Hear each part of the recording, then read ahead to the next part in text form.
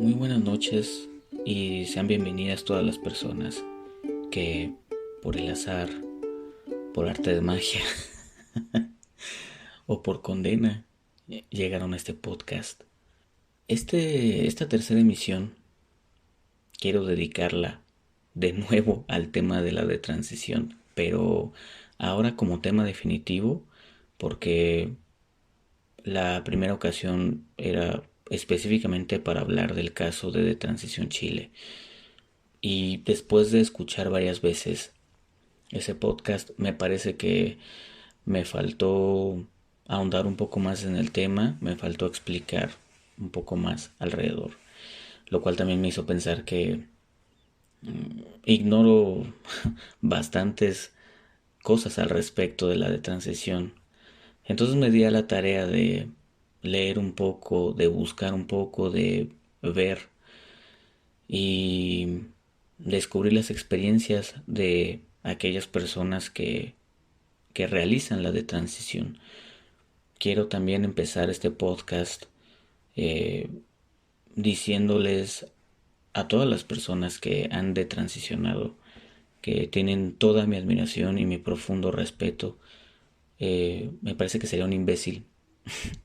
Sería un imbécil si, sabiendo por experiencia propia la complejidad y lo difícil que es un proceso de transición, negar que la de transición posiblemente sea un proceso no solo igual, sino muchísimo más complejo y más difícil, porque esa resignificación, para mi punto de vista, no solamente de un género o de un sexo, sino de uno mismo en general, es algo extremadamente profundo que yo no alcanzo a dimensionar. No solamente porque no me encuentre en ese aspecto, sino porque, vaya, es algo que me vuela la cabeza. Entonces, mi admiración y mi respeto ante todo. Quiero aclararles que no soy nuevamente un experto en nada, ni soy un excelente investigador, ni académico. Mis investigaciones son a nivel estudiante, a nivel a nivel kindergarten. Entonces también lamento mucho si es un poco precaria mi mis recursos y mi vocabulario. Pero bueno, al final voy a dejarles en la caja de descripción de este podcast en YouTube los recursos de información a los cuales yo me acerqué y algunos que considero muy importantes para toda aquella persona que busque más al respecto del tema o que necesite ayuda. También quiero hacer un agradecimiento a la persona que comentó en, en el podcast de Transición Chile y que puso su Tumblr. Me parece que, bueno, no sé si puedo llamar a la usuaria como tal, pero su Tumblr es marimachosblog.tumblr.com. Ella hace una excelente labor de traducción y de recopilación de textos que hablan sobre la de transición, sobre la disforia de género y temas afines. Entonces, muchísimas gracias porque de verdad que tu página es excelente, me ayudó en un 80% para hacer este podcast, te lo agradezco muchísimo. Y bueno, quisiera, quisiera adentrarme a el tema recordando también que este podcast se enriquece en un 100% de mi opinión personal. Entonces, no voy a ser muy tecnicista ni muy imparcial al respecto. Pero sí quiero adelantar que ninguna de mis opiniones son para nada negativas ni van en contra de lo que se habla acerca de la de transición. Podríamos definir que a grandes rasgos la de transición es el proceso mediante el cual una persona detiene la transición de género o deja la transición de género, ya sea por una o 20 o 50 mil razones. En mi opinión personal, no tendría por qué haber alguna específica. Y al momento de definir parar o dejar la transición, quiere decir que no solamente abandona los procedimientos químicos como la terapia de reemplazo hormonal que se esté administrando si es que la tiene, o la idea de las cirugías, o inclusive ya después de algunas de las cirugías, aquellas estéticas mal llamadas reasignación de sexo, y lo voy a decir hasta el día que me muera, y hace todo un proceso de resignificación de su género y de su sexo, tanto social como personalmente, ¿no? Me gusta mucho esa palabra porque me parece que es súper ad hoc a- para enmarcar toda la función de una de transición, ¿no? Esa resignificación o esa reidentificación, ya sea como mujeres o como hombres. Como decía anteriormente, no hay un motivo específico, o bueno, hablando como pelagatos del sistema de la ciencia, eh, no existe todavía algún estudio completo o serio o bastante sustentable al respecto que nos demuestre algún tipo de razón o motivo específico. Yo creo que pueden ser múltiples factores. De hecho, si a mí me preguntan, yo considero que la transexualidad, el transgenerismo, no vienen solamente de un gen o de una vivencia. Yo como persona trans sí considero que pueden ser múltiples factores y creo que no es una cuestión como una doctrina, ¿saben? Posiblemente con la de transición sea lo mismo, no se trata de que alguien tenga como una medallita de oro para decir que es eh, trans 100% o una persona pueda decir que es de trans 100%.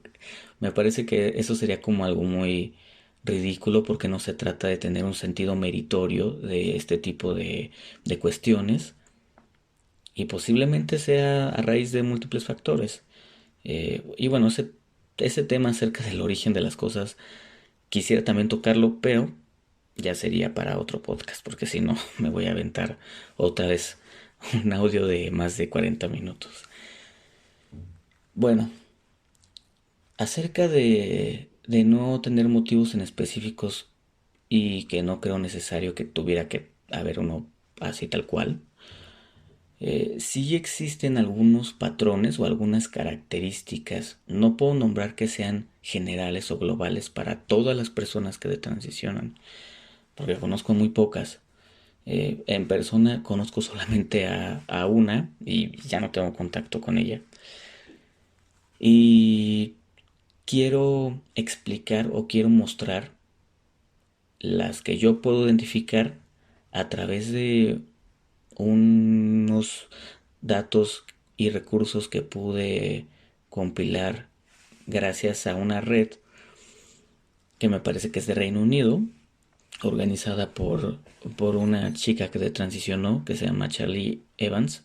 Si, si tiene otro nombre, bueno, me disculpo, este fue el mote con el cual le pude encontrar. Eh, Su red se llama The Transition Advocacy Network y es muy interesante, además de que invito a todas las personas a darse una vuelta por su página, evidentemente todo está en inglés. Tiene documentos bastante interesantes al respecto de la de transición, de la disforia de género, etcétera. Y bueno, ella en algunas entrevistas y también en algunas notas y en algunos recursos ha hecho mención de que por lo menos en el Reino Unido sí hay un promedio como de edad, por lo menos de las personas que se acercan a pedir ayuda porque quieren transicionar, y generalmente son personas que rondan en los 20 años, ¿no? Yo quisiera comparar este, esta brecha de edad con la gente que suele salir en los documentales o en los reportajes o en las notas tanto la más seria como la más roja y de salseo que te puedas encontrar al respecto de persona trans que quiere volver a ser hombre, persona trans que quiere volver a ser mujer, etcétera.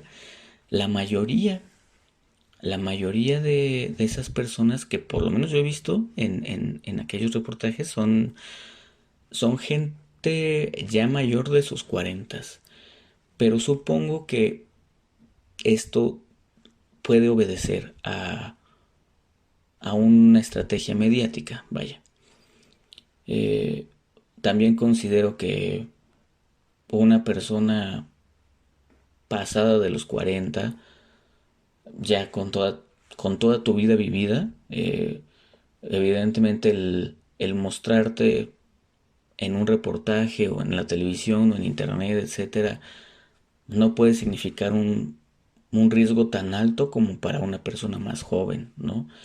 Eh, yo no, no quiero que la gente piense que, que las personas que transicionan y que son jóvenes tal vez no, no es que no tengan el micrófono, pero tal vez es que no tienen el valor. Por supuesto que no es eso, pero sí tienen más cosas que perder porque no solamente en lo social, sino en lo laboral o en lo académico y posiblemente esa sea una de las principales razones por las cuales no haya todavía una presencia mediática tan grande de una generación tal vez un poco más contemporánea a nosotros, ¿no?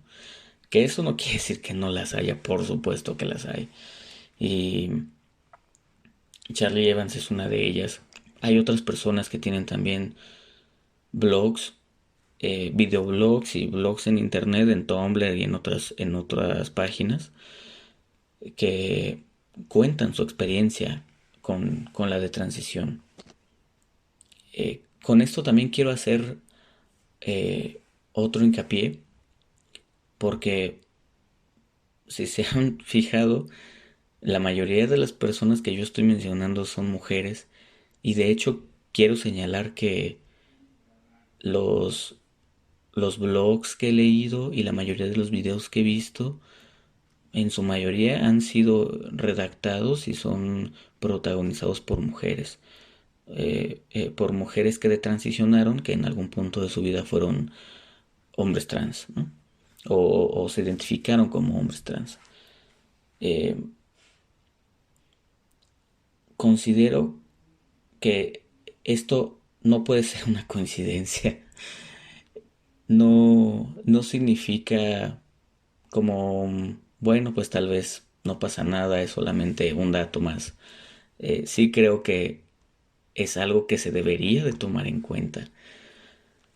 Ah, en mi opinión personal, creo que eso se debe a que hay un garrafal error, un inmenso error en los protocolos de acompañamiento a personas que llegan con sentimientos de disforia de género, con pensamientos de disforia de género. Lo llamo así porque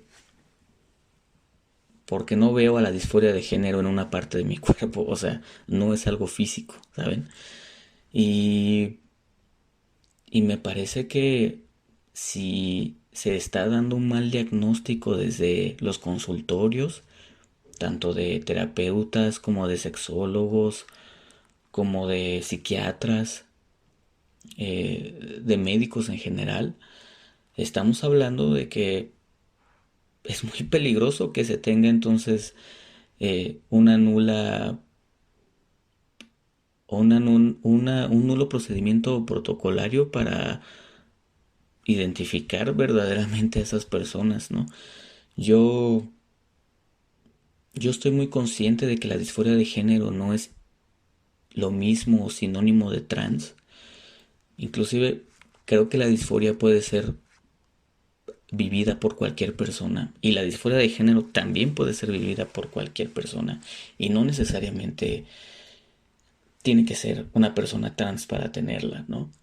Eh, También creo que es un tema muy complejo y es un tema muy personal y que la disforia puede vivirse en múltiples formas dependiendo de tanto de tu educación como de tus experiencias, como de tu propia percepción de ti mismo, todo, todo. Entonces, eh, yo me siento asustado, la verdad. Me siento asustado porque como un hombre trans, como una persona trans que ha estado ya bastante tiempo en este camino, me, me dan alivio y miedo las cosas que suceden en lo político y en lo social al respecto del tema trans. Porque a mí, por supuesto que me gusta que una persona trans tenga el acceso a una vida digna, que, que pueda tomar las decisiones que quiera tomar acerca de su cuerpo sin, sin que eso signifique que haya una negativa en lo médico, en lo psicológico, en lo social. Por supuesto que me gusta y por supuesto que considero que con un proceso bien trabajado de la disforia de género, de la sexualidad, de el individuo en cuestión, podría iniciar, si así lo quiere, un tratamiento de hormonas a cierta edad. Pero, pero con esta puerta que no solamente está abierta para nosotros, sino para todo el mundo, y que no solamente está abierta, sino que nadie está cuidándola, puta, me parece súper peligroso que entonces se empiece a hablar de cosas más serias como el tema más polémico de toda la vida, ¿no? Las infancias trans. Eh, Ese es un tema de otro podcast que yo creo que va a ser el de la próxima semana. Pero quiero adelantarles que yo soy un hombre trans y no considero que exista un concepto como tal de infancia trans. Y, y yo como hombre trans puedo decir que en mi infancia no tenía ni siquiera la conciencia de tener una infancia trans. Yo no me considero un infante trans, ¿no? Y bueno, ese no es el punto de este tema, de este podcast, perdón. Me da miedo porque no hay un control médico, no hay un control jurídico, no hay un control político. Lo único que se hizo fue quitar una prohibición y alargar un, entre comillas, derecho, alargar un, entre comillas, política pública ganada para la gente trans, sin ningún tipo de estudio, investigación ni análisis, ¿no? Porque pareciera que a nadie le importa, pareciera que, por lo menos en mi país, lo único que importa es quedar bien con ciertos sectores de la sociedad o enaltecer algunas figuras políticas utilizando el tema de lo trans como una super herramienta, ¿no? Como una estrellita en la frente, como un superpoder. Y me da risa, pero de verdad que creo que es una risa con angustia porque a mí me preocupa mucho eso, me preocupa que no haya un control, me preocupa que eh, nos, nos hayamos enfocado tanto en buscar derechos o buscar un acceso más rápido o más fácil a ciertas herramientas jurídicas y médicas, que no nos sentamos a analizar y a pensar las repercusiones que pudieran existir alrededor, ¿saben? Y yo quisiera hacer un cuestionamiento a aquellas personas profesionales de la salud, psicólogas, psicólogos, sexólogas, sexólogos, terapeutas, que pudieran escuchar esto. Quisiera preguntarles, ¿están diagnosticando a las personas transexuales o les están recetando la transexualidad? Porque si es lo segundo, entonces tantos años de, de estudio de psicología valieron para pura mierda, ¿saben? Hay que cuidarse mucho al respecto. Ah, también quisiera hablar de otro patrón, de otra característica, me extendí demasiado, disculpen. Es, es que las personas que transicionaron y que ya se habían realizado esas horribles cirugías de reasignación, entre comillas, de sexo, casi todas hablan, si no es que todas, hablan de muchísimas complicaciones y un panorama completamente horrible del, de lo que es la vida post cirugía, ¿no? Eh, Muchas o casi todas se arrepienten completamente de realizarlas, tienen severas complicaciones médicas y de salud, y considero que no es que la gente trans que ya se haya realizado las cirugías no tenga complicaciones. Por supuesto que debe de haber cirugías que sean tal vez menos violentas que otras. No puedo hablar de funcionales porque a mi punto de vista no existe una cirugía, una vaginoplastía o una faloplastia funcional. Considero que lo que hay son procedimientos tipo Frankenstein horribles, pero me falta mucho recurso de la gente trans acerca de cómo es la vida después de la cirugía, ¿no? ¿Qué has sentido? ¿Sientes dolor? Eh, ¿Ha pasado algunos años? ¿Cómo te sientes tú a ti mismo? ¿Qué te representa? ¿Qué emociones te evoca tu cirugía? Pensar en tu cirugía o ver tu cuerpo después de tu cirugía, ¿no? Personalmente o físicamente no conozco a ningún hombre trans que se haya realizado la faloplastía. Eh, Conozco con mastectomía y con histerectomía, pero nada más.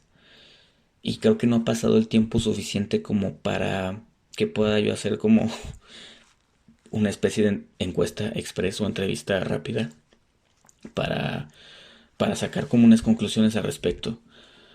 Lo que sí puedo decir es que personalmente conozco a 5 mujeres transexuales que se realizaron la vaginoplastía, y por lo menos 3 me comentaron en su momento que el proceso después de la cirugía, porque tiene que haber toda una habilitación física del espacio de la vagina, es bastante doloroso y es bastante complicado, ¿no? Y que por lo menos una sí expresó un sesgo de: la verdad estuve a punto de arrepentirme por el inmenso dolor que pasé en todos estos meses, ¿no? ¿Saben qué considero que falta, además de profesionalismo dentro del tema trans? Falta mucha investigación y un verdadero compromiso por no hacer el pene artificial perfecto o la vagina más hermosa de la puta vida, sino por comprometerse a realizar procesos que en primera no pongan en riesgo la vida, la salud y la integridad de las personas, y en segunda que, que se enfoquen en el bienestar de las mismas, no solo físico sino emocional, ¿saben?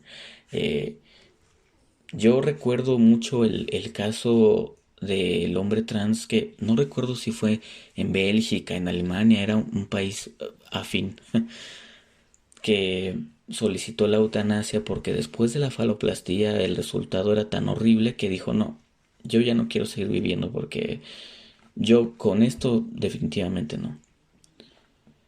Ah, qué terrible sensación. Disculpen, pero a mí se me eriza la piel de el pánico, de, de la empatía, vaya, de sentir o de pensar que un hermano murió por un procedimiento tan horrible, ¿no? Y no es porque se haya quedado a mitad de la cirugía de la faloplastía, sino porque el resultado fue tan traumático que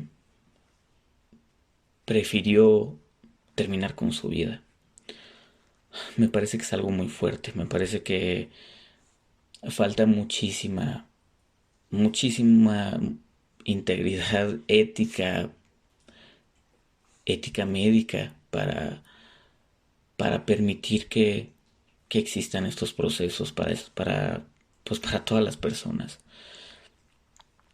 No quisiera pensar mal del mundo médico, no quisiera pensar mal de la ciencia, pero no me dan motivos para no pensar que es más fácil tratar a lo trans como un mercado, que es más fácil mirar a lo trans como algo súper redituable, como la gallina de los huevos de oro, de la cual podemos sacar beneficio económico como doctor, como psiquiatra, como psicólogo, como endocrinólogo, y que me importe un carajo a la vida y la dignidad de la gente, ¿saben? Hay un libro que a mí me gusta mucho, es de mis favoritos, de Paul Preciado, que se llama Testo Yonki, ¿no? Que es, en realidad el libro es un ensayo al respecto de, no solo de las experiencias personales y fisiológicas que tuvo con el tratamiento hormonal, sino hace un bosquejo de cómo inicia en el mundo farmacéutico y médico la introducción de las hormonas eh, para venta al público, vaya, ¿no? Y, y cómo se ha utilizado para las personas trans, lo que significa en números de dinero, de plata, para los grandes laboratorios, ¿no? Yo, yo por eso considero que es necesario que existan estos contrapuntos en opiniones. Por supuesto que me encontré páginas y comentarios de personas que detransicionan, que odian la transexualidad, que la anulan de su sistema, que la anulan del mundo completamente. Por supuesto que los encontré, pero aún así, aún sabiendo que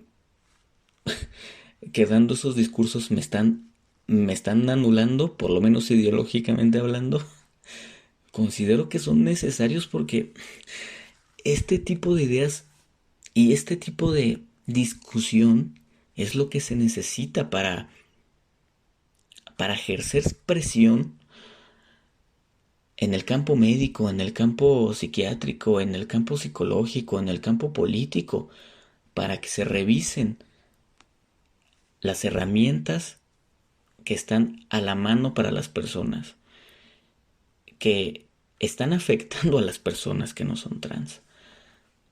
Yo sí considero que no deberían de estar tan a la mano y debo decirles algo, yo estuve involucrado en las discusiones en las cámaras de diputados y en las mesas, en las asambleas legislativas y en las reuniones, en los diagnósticos comunitarios participativos que se tomaron en cuenta para realizar la modificación a la ley que permite en la Ciudad de México el tener tus documentos de identidad con tu género y nombre asumidos.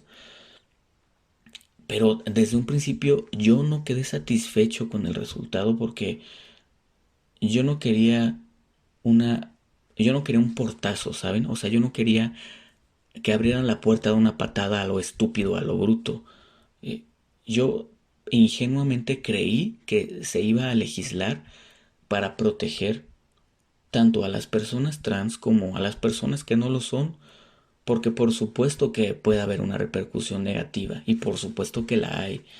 Yo nada más estoy mirando el reloj, esperando el momento en el cual empiecen a brotar todos esos casos de transición y, híjole, quisiera que no fuera así, pero eh, la misma gente trans que se toma tan a la ligera la hormonización y las cirugías y que piensa que son caramelos mágicos que te convierten en mujer o en hombre y que empiecen a salir con un montón de problemas de salud y un montón de problemas médicos para que a ver si acaso el gobierno y el sistema médico reaccionan, ¿no? Y bueno, por eso considero a la de transición como una aliada y no como una enemiga. Por eso considero que es importante que uno como trans estudie al respecto. Por eso considero que es importante que uno se cuestione no solo no su identidad o su transexualidad como tal, sino eh, que se cuestione el significado que se le ha dado en lo social a ser trans en las últimas fechas, porque no soy tan grande tal vez, pero tampoco soy tan joven. Entonces, yo sí puedo decirles que hace 15 años ser trans no es para nada parecido a lo que es ser trans ahora, ¿no? Y eso me preocupa porque es un arma de doble filo. Bueno, eh, para dar una pequeña conclusión, porque ya llegué a los 30 minutos de este podcast, quisiera, quisiera dar una reflexión acerca de que para mí la de transición es una aliada, que es un procedimiento súper válido, que urge a la iniciativa política, a la iniciativa social, a las organizaciones sin fines de lucro que se cuelgan la medalla de ser aliados de la gente trans. Urge revisar y, y hacer una recopilación de no solo del tema, sino de las personas que de seguro están profundamente confundidas o de transicionando solas allá afuera en el mundo, no solo en México, sino en todos los países. Eh, me gustaría, me gustaría que el transactivismo, que la comunidad trans le importara un 1% más este tipo de cuestiones, ¿no? Pero estoy seguro que desgraciadamente o tristemente el tiempo nos dará la razón. Y van a tener que voltear a ver estos temas sí o sí, ¿no? Yo, por mi parte, me comprometo a no solo a respetar la de transición, sino a extender mi solidaridad y mi ayuda a las personas o la persona que quisiera saber más al respecto o que no supiera a quién acercarse. A nivel institucional, la verdad en México no tengo idea.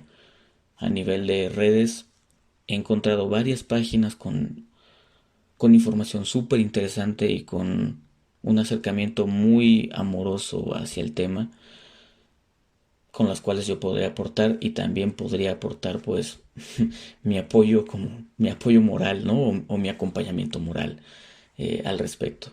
Eh, no me asusta la de transición y al contrario, me gustaría que si el tiempo o las situaciones lo ameritan, y si me acercara una persona y me pidiera ayuda, me gustaría aportar y me gustaría ayudar al respecto. Entonces, quiero cerrar este podcast lanzando ese consejo y esa mano, esa amistad.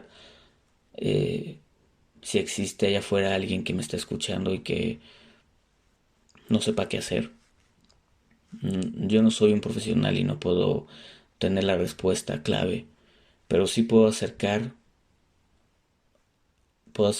a la fuente de información o a las respuestas, tal vez. Entonces, eh, nada, me ha tocado mucho hablar acerca de, no de la de transición, sino de todo lo que está mal alrededor de lo político y de lo médico. Quiero extender un abrazo para todas las personas que me escucharon. Les agradezco su paciencia. Espero poder educar mi hocico y no hacer blogs tan largos ni podcasts tan largos. Muchas gracias. Hasta luego.